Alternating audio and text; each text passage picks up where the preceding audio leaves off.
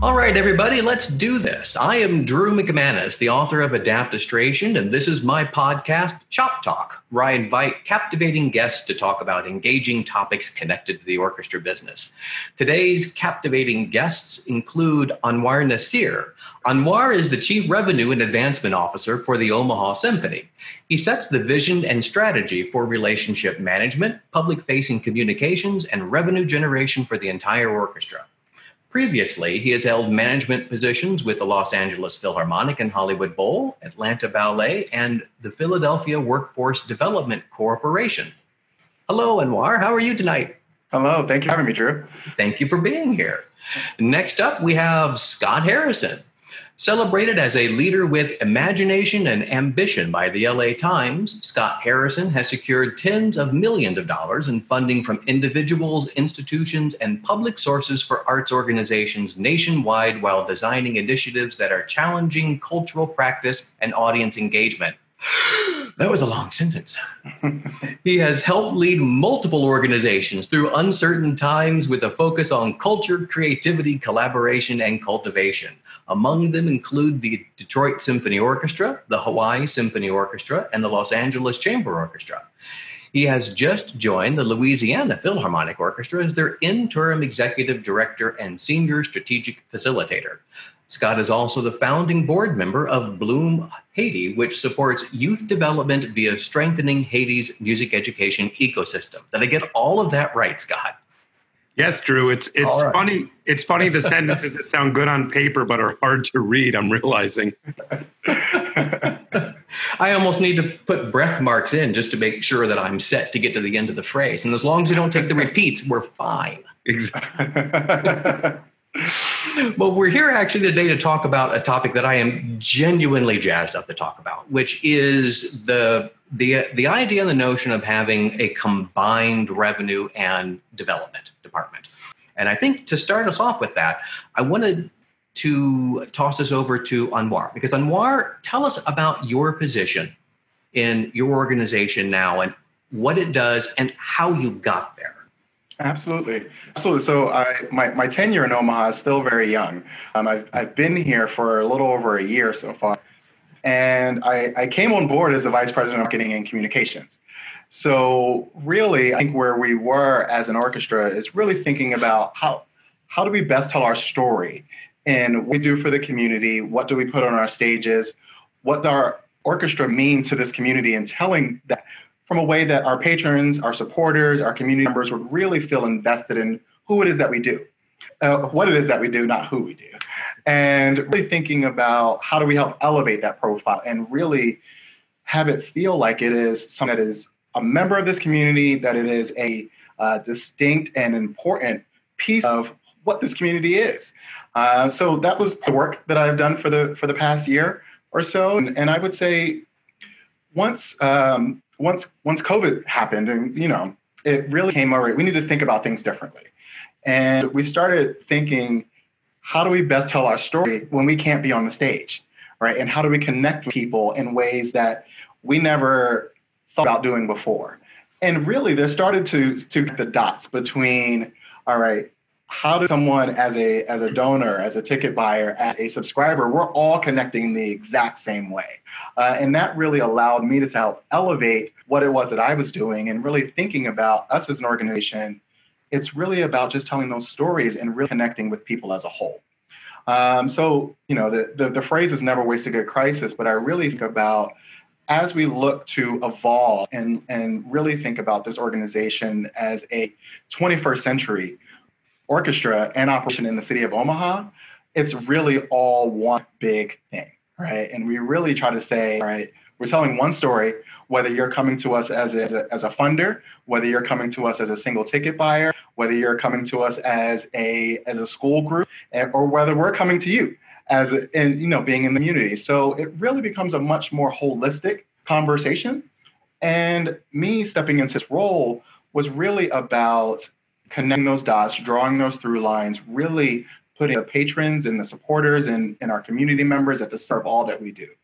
And it's allowed us to just, kind of turn what we were doing on our head and say, all right, we're gonna dive all in on this. So it's more of a philosophy and not just like about people. It's not about me being here and being in this role. It's really about the organization and trying to move it forward and really deepen our relationships with those of us who believe what it is that we do and really find ways to connect with them in new ways. So it removes the stigma about I'm a donor, I'm a ticket buyer, I'm a school group, or something along those lines, and really think about what is your holistic relationship with us? How do we help deepen that? And I know there are going to be watchers and readers out there who are going to be listening to this right now. And there's no way to get around the timing of the change inside the organization. Yeah. This isn't just, oh, we had a shutdown and let's see if we can shed some of our staff and combine positions and save money and call it something else. You guys had this planned before all of that, correct? Yeah, we actually wrapped up. We got a board approved strategic plan, say in late January, early February, and it was like the big three things that we were looking at from, what do we want to do over the next 3 years? We wanted to be innovative, we wanted to be adaptable, and we wanted to be relevant. So then 3 weeks later, everything's shutting down. So it really allowed us the opportunity to think about like, okay, well, this is what we want to do, and now let's do it. So part of it, I think, is really thinking about like it was almost put into hyperspeed because of the world that we were in. But there were so many things that we thought about as an organization to help move us forward. We just never thought that we're going to have to do it in 3 months, 6 months. But I think that the opportunity presented itself and we took advantage of it. Well, there's going to be some very unique potential, I think, that I'm going to ask about and we're going to chat about in a bit. But before we get to there, I wanted to reach out to Scott too, so folks have an idea of where you fall in all of this. I mean, it's so interesting to hear Anwar speak and talk about the role of crisis and sort of accelerating or putting this real point on the need to engage in this work. And the truth is, I was also in an environment where a lot of the original desire to engage in a different means or mode of connecting with audiences and understanding how staff worked with each other happened under the sort of shadow, the cloud of crisis when I was at the Detroit Symphony, when we did a lot of this work of sort of reimagining how we communicated, worked with each other inside the organization and what that meant for the patrons, the community, the audiences that we served, and this idea of holistic, this idea of the audience being in the center. But what I've learned more and more over my career is that the truth is, in a way, we're all in crisis. Because any organization that has silos, any organization where staff members don't work efficiently and thoughtfully with each other, any organization where the audience is sort of bifurcated and viewed through very narrow lenses, is ultimately an organization in crisis that is going to sort of have a natural cap on really what it can accomplish and what it can be. So that's actually been the evolution for me. So being in a place where we were also experimenting a lot with formal staff roles and how are departments structured and where did people report and what did job descriptions look like, to now in my career being in some ways back in more traditional structures, but having taken from my experience in Detroit, the idea that it's the culture and it's the communication and it's the sort of shared sense of goals and values that really matters and drives a deconstructed, unsiloed approach to your work. I mean, frankly, we're talking today mostly about development and marketing, but this is the whole organization. It's artistic, it's education, it's facilities. I mean, parts of the organization that almost never interfaced with any other part of the institution. We had our security guards involved in development. I mean, you just talk about a culture of philanthropy and emerging at an institution. So for me, that cultural piece is the real takeaway and the part I drive forward, because certainly it's critical to know what's my job, what's my description, what are my goals, and that time is time well spent. But that's actually the second step, I always feel. The first step is like, who are we? What are we trying to be? What are the goals we all share where we're all successful? And how does that relate to this audience and community that we sort of operate this organization and trust on behalf of and with? I think it's fantastic. And along those lines, I think we're at a good moment in history where people are far more aware, regardless if they're involved in the orchestra field or not, as a patron or an insider, to being at least a little bit more aware of being empathetic. And to me, this idea, this concept of looking at deconstructing those silos and starting to put messaging together is really more from an empathetic view, is looking at it from the role of the patron. Yes, everything we're talking about right now, I'm behind. Yes, there's the idea we want to be able to connect with the orchestra, with our community. We want to be able to reflect who they are. And at the same time, if you really want to be able to do that, you have to also learn a lot more about them instead of lumping them into the same buckets that we're used to lumping them into. Here's our single ticket buyer group. Here's our subscriber group. Here's our subscribers that give to the annual fund. Here's our subscribers that give to something else. And these are the ways we're used to tagging all of our audience groups. But that really is more for ourselves, and in a lot of ways, and a completely separate conversation, the systems and software that we use that keep us in those silos, breaking out of that and starting to actually look at those individuals from how can we best message to them. Because ultimately, I mean, yes, it's not a terribly popular way to look at it these days, is I still look at every single patron as a revenue stream. But instead of looking at it as earned income and as under income, I don't look at those as necessarily dirty words, but we as a field have to start to learn how to communicate and tap into how that person responds best to the communication.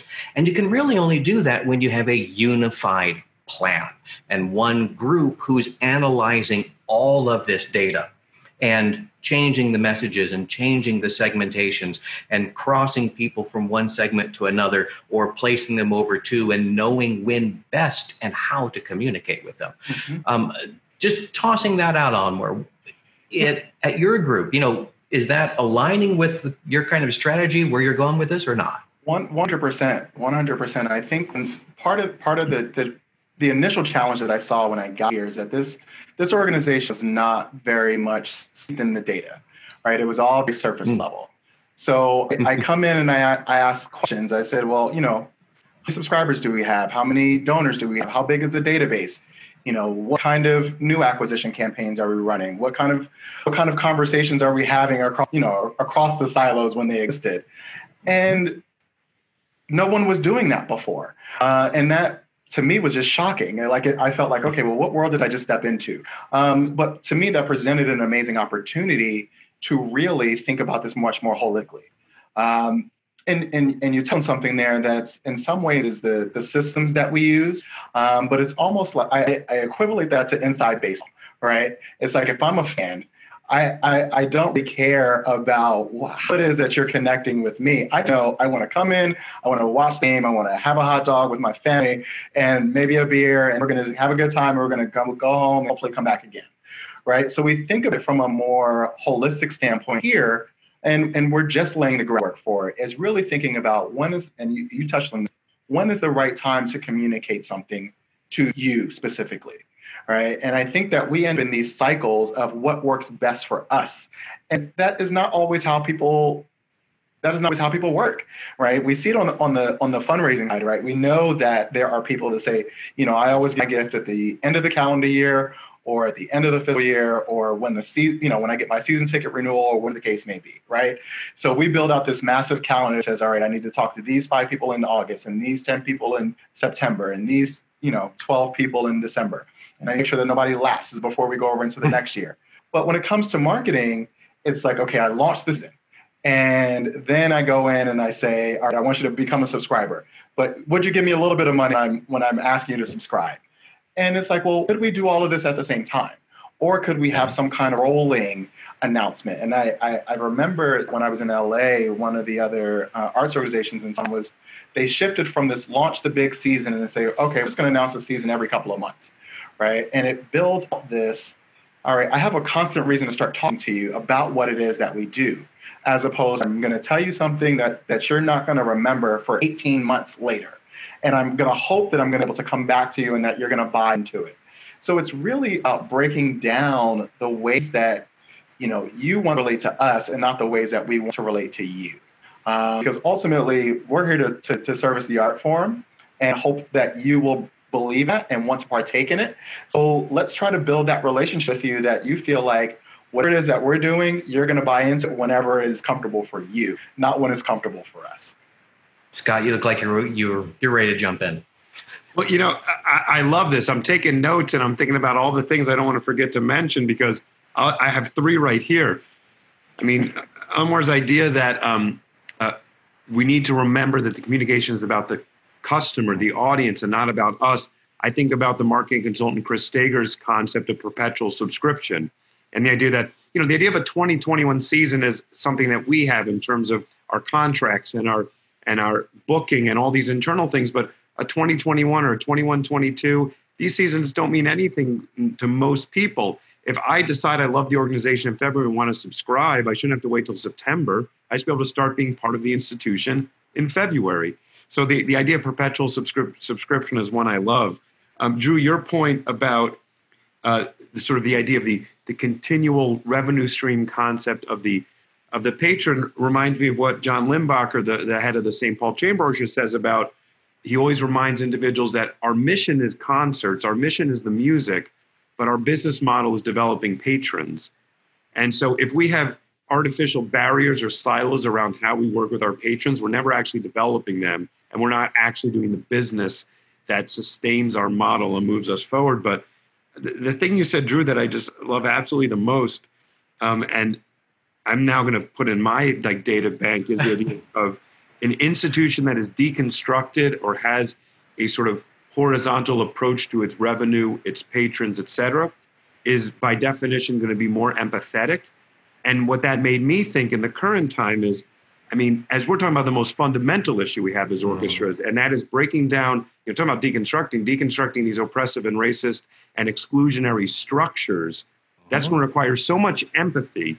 So any institution that is siloed and built internally on barriers will inevitably be an institution that is externally built on barriers and will never actually be able to accomplish the work of being empathetic and connecting with more of the community and being a more welcoming and inclusive place. So I love that idea of deconstructing silos is, yes, about doing this work better, but is ultimately about being a more sort of empathetic and thoughtful institution.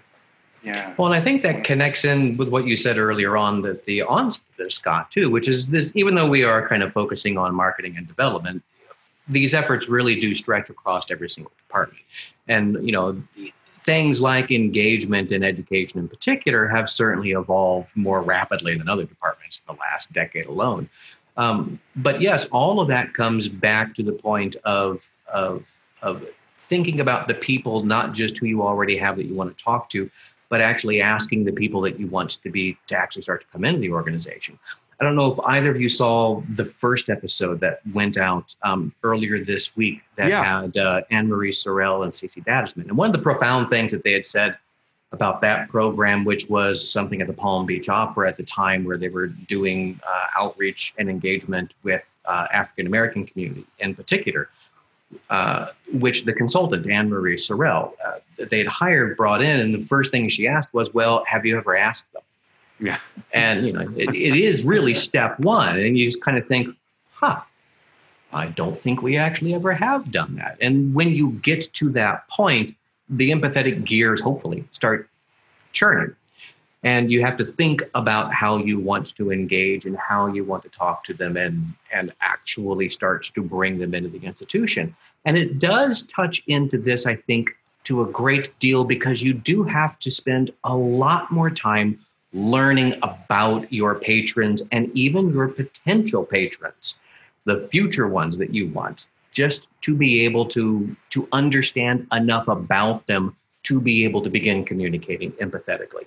And I wanted to get both of your feedback on that particular point, because I still think to a large degree, I'm going to bury the lead right up front, is that we are hamstrung quite a bit with, Anwar, you touched on this, our inability, or in a lot of cases, lack of ability to properly analyze and collect data.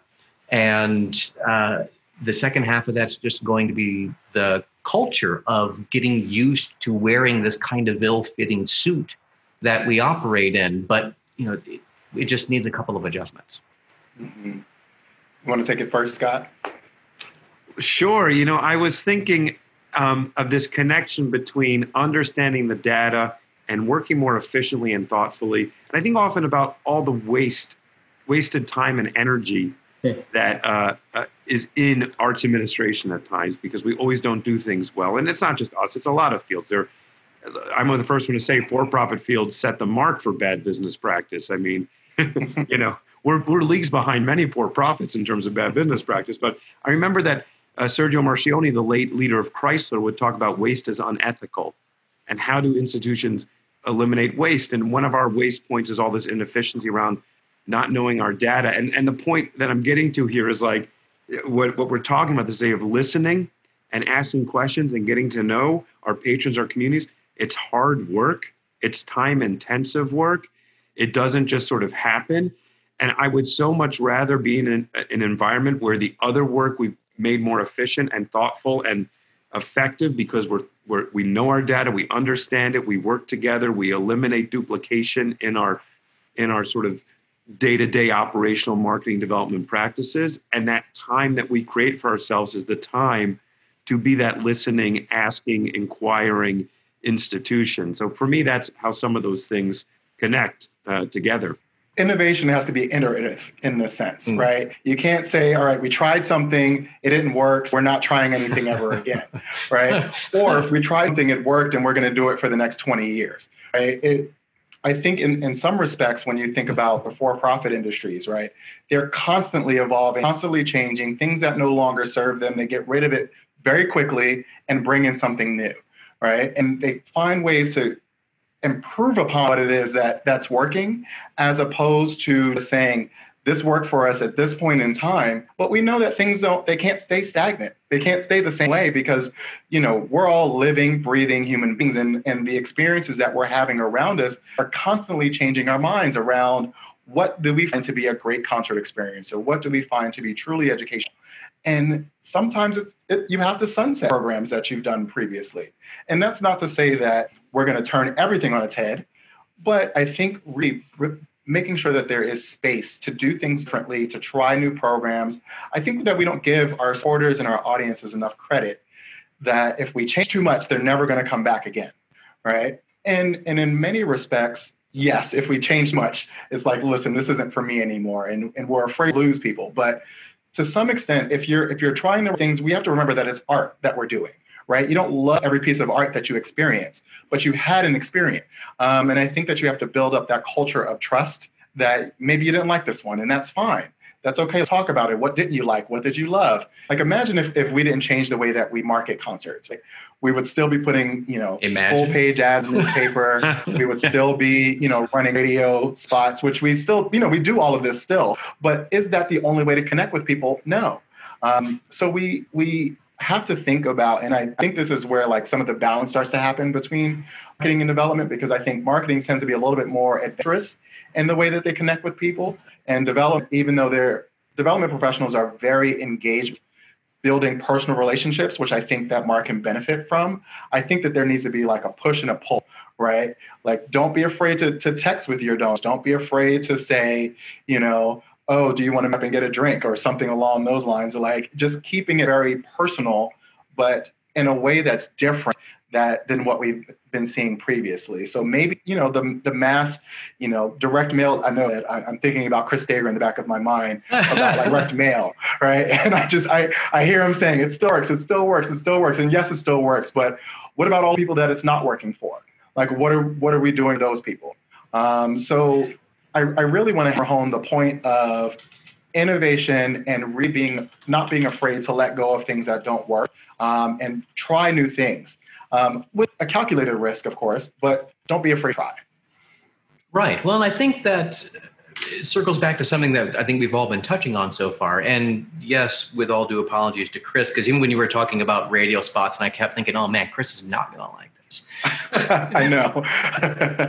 But I think the overall point we're trying to make is that those things are certainly never going off the table. Actually, a lot of them work quite well, especially things like direct email marketing, direct mail flyers, and radio spots. But it's doing a far better job at learning when to use those tools and who to actually connect to and use them at the right time at the right place.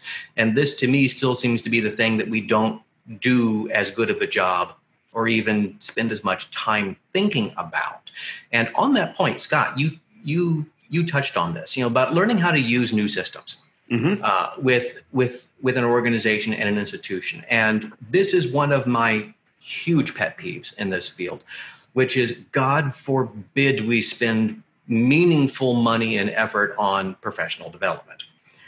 We're all very good right now, and the people who sell us our systems, and I'm one of them, so I can say this, is we've gotten very good at convincing people what they need and putting a price tag on it.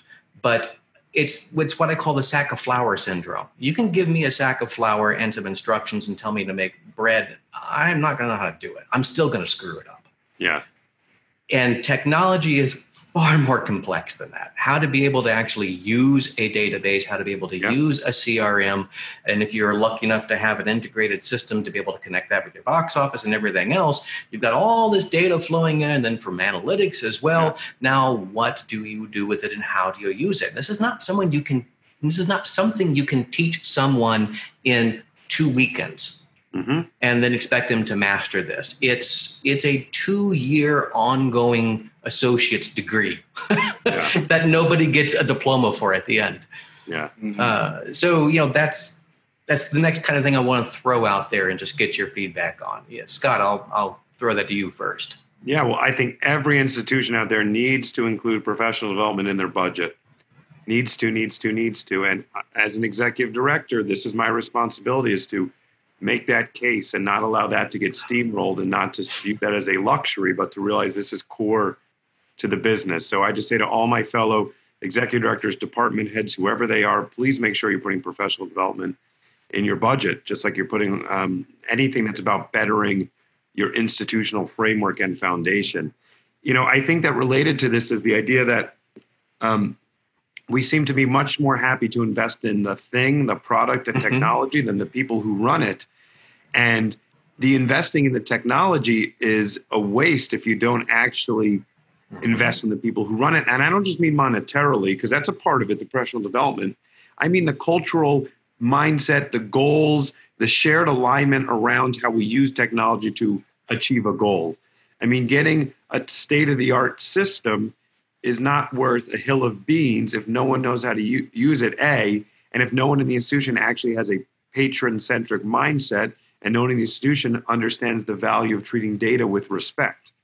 And so actually, in some sense, you're better off having those three ideas deep in the institution with some sort of system that is maybe not the top of the line and is a starter system, but at least you're using it the right way and doing the right thing with it, and putting all the money into having an amazing system, but you're essentially is creating, what do they say, garbage in, garbage out, in terms of the data you're putting in, the attitude you're putting in, the effort you're putting in. So I think the technology matters. I think there are tools out there that are absolutely essential. I think a lot more about speaking about deconstructing silos, and now all the access to communications tools, whether they're Slack, whether they're the video conferencing software you have, whether it's making sure if your staff is working from home, have you put into your budget that your staff needs a webcam at home or needs whatever sort of piece of tool they do, so they can actually have a good meeting and not be fumbling to do their core sort of activity in business. So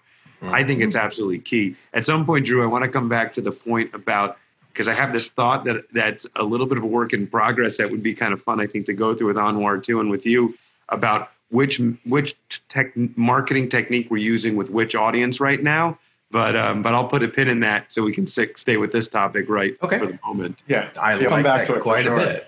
Yeah. I agree wholeheartedly with what Scott just mentioned. I would say my first professional arts management job was working part-time in the box office for a dance company, because I wanted to be able to take free dance classes. So it was, that's part of the reason why I took it. But it steeped in me the importance of really having the tools to connect with your audience in the right way. And I remember like going for and processing the subscription orders and answering the phones, and really it allowed me to think about it like this is how we maintain our relationships, right? And keeping that data in place and in order, because, just imagine all of the customer service issues that come out if you seat someone in the wrong seats, and have to be the person that answers the phone. It's not a fun job, right? So I always think back to that when no matter what job I have, that is always about the experience, and every single last touch point that you have with someone is super critical. So when Scott talked about the security guards and really bringing, ushers and, ticket takers and custodial, that, housekeeping, and every single last piece is a touch point, right? And having the technology to help connect those dots and really keep track of it in a good way is really critical.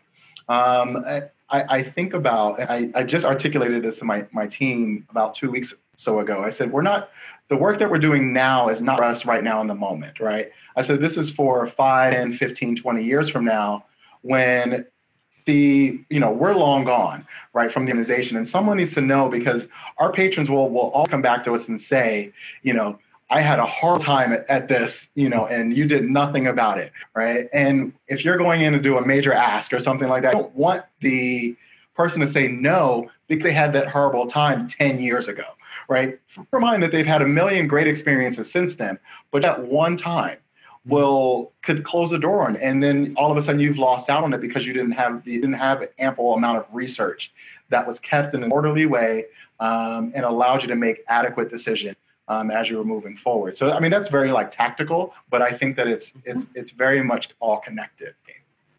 And I think that's a good pivot point to go right back into Scott's idea of looking at specific platforms. And I'm glad we're getting out of we started at the 30,000 foot, and we're starting to descend, and now we're getting closer to the ground level of which platforms you're actually using, how you're using them, what they're going to be important with.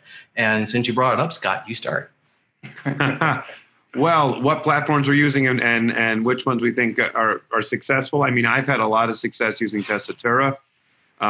Talk about a system you need to invest in. I mean, you need a good team around it, but if you're willing to put the work in, you get a lot out of that system. I mean, it's integrated from top to bottom in all sorts of ways across development, marketing, CRM, web, et cetera, and their consortium option where you can work among organizations in the community. I think in Omaha you do that, right? You're part of a consortium. It can be really powerful. But I've had a lot of success with Patron Manager, which is by Salesforce. They've really upped the ante on the product. For many years, I think they were sort of trailing behind, but they've really integrated the system so that it's I think it's a little bit more plug and play. So for organizations with a little less bandwidth or capacity internally, that might be a very good starting point to be engaged with Patron Manager via Salesforce. And again, it gives you a marketing, ticketing, can connect to access control and all those things you need. Marketing and development connects to access to all things you need. I've not had good success with the Blackbaud products. And I don't think people are alone in that. And I don't know. I hope they're not especially right now with the hack, right? So I dare you to show me someone that has. Yeah, and it's the example of the opposite way, where I from what I understand, if you're just a development operation, like maybe you're like a social service organization, Razor's Edge can be a very powerful tool. But if you have any sort of ticketing or customer interfacing component, you forget it. You're DOA with Patron Edge, Razor's Edge, et cetera. That's my opinion. Maybe they'll come after me now and offer me free product to turn my opinion around. I know there's tons of good products out there that I'm not familiar with. But I would say, if anything, it's my advice would be the questions to ask are is it one centralized set of data? Can I pull information that's multivariable where I can have marketing and development information in one query, in one process? Can my team easily use this? Can anyone from the executive director who's going to occasionally operate with the system to the box office person who's in there every day? Are all those levels of access supported by the system in a really thoughtful way? Those are the sorts of questions I'd be asking. I know there's a million more, but that's where I am. What about you, Anwar? Yeah. I've like I said, my first job was in ticketing.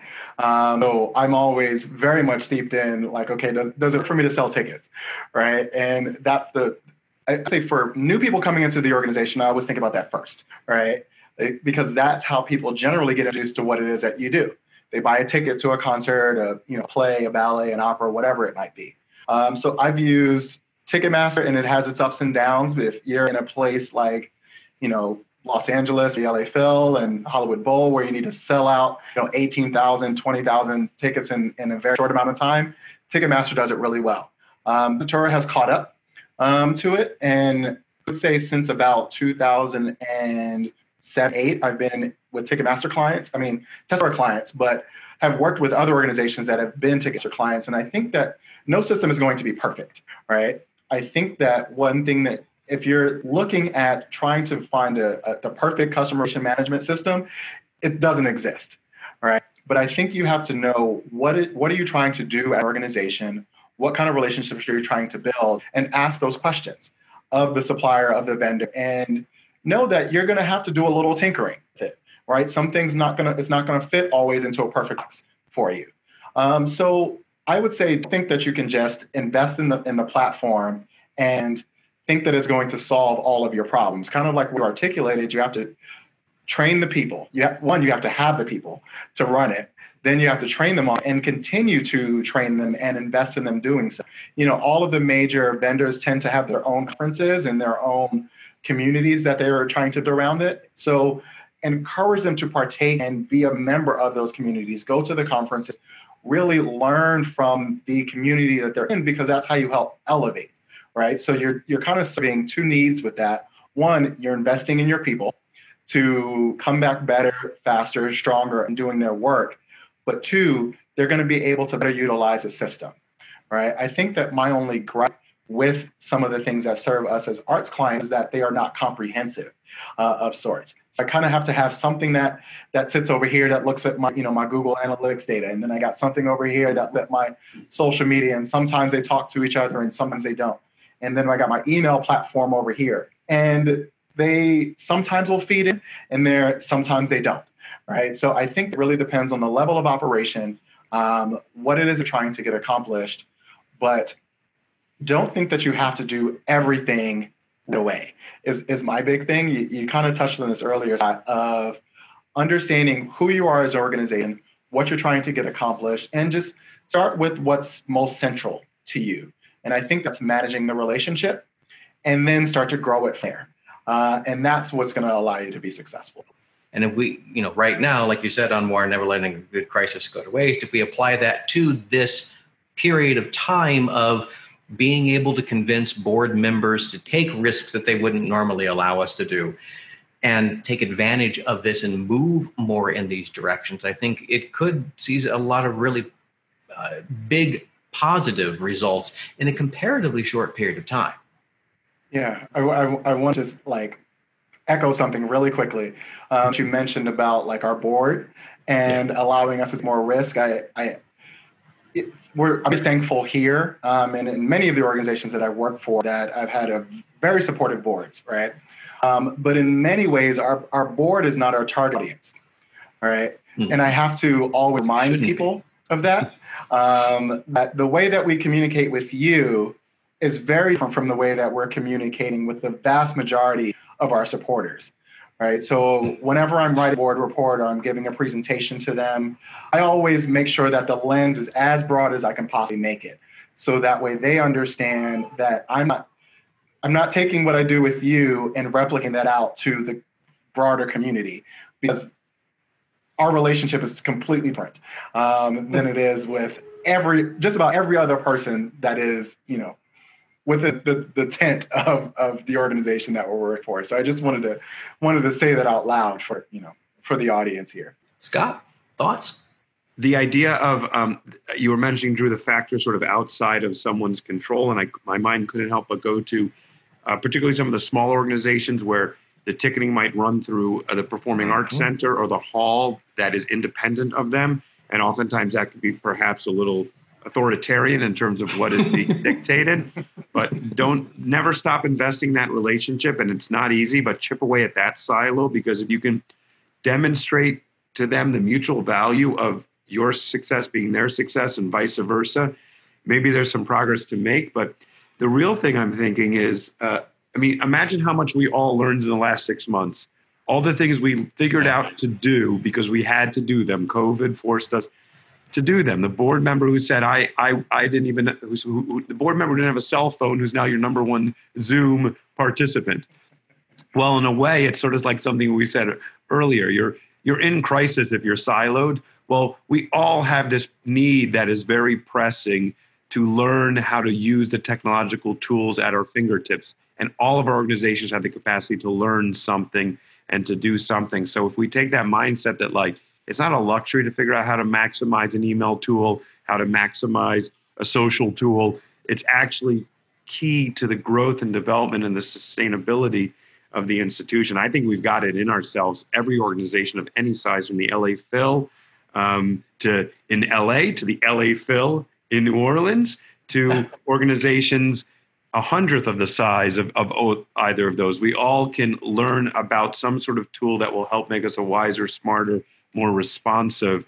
Sure. I think that's a great place to kind of leave it. I'm a big fan of leaving them wanting more, and I really want to jump down a lot of these rabbit holes because there is no end to the really good, meaty, detailed kind of conversations that we can have. But I'm hoping, if nothing else, that this will at least serve as kind of the next waypoint in what I'm hoping the field will start to follow in moving more towards thinking about this direction.